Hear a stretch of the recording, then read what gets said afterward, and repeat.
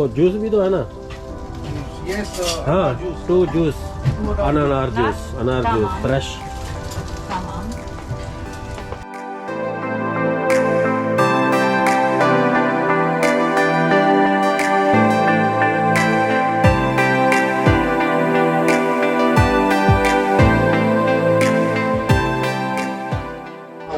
No, please, no too much, no many kebab. Too much money, expensive.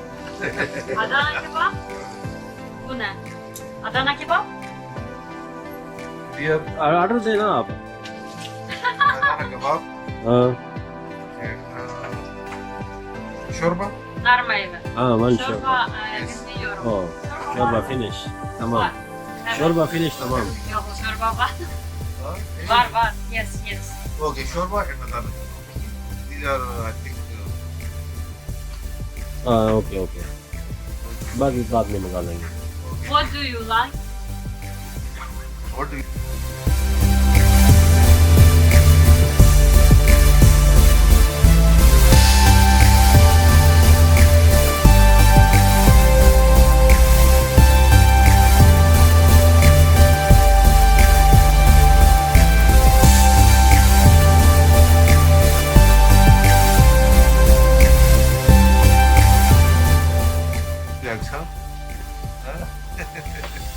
Sir, I only like water. Yeah. Water. Only water. Is this Kitchen. good for you? This is Uncle Kitchen. Yes, I am here. Teşekkür abi. Teşekkür. Teşekkür abi. Teşekkür.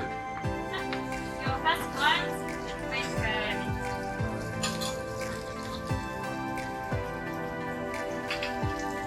Yes abi, yes.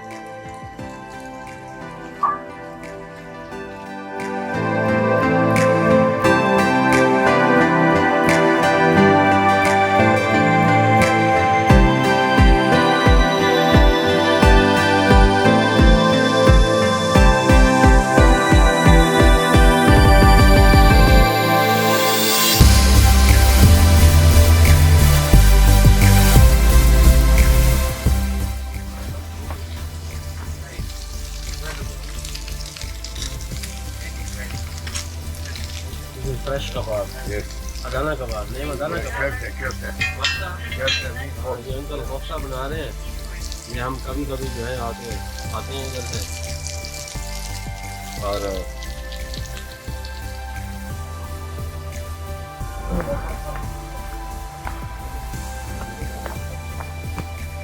अस्सलाम वालेकुम.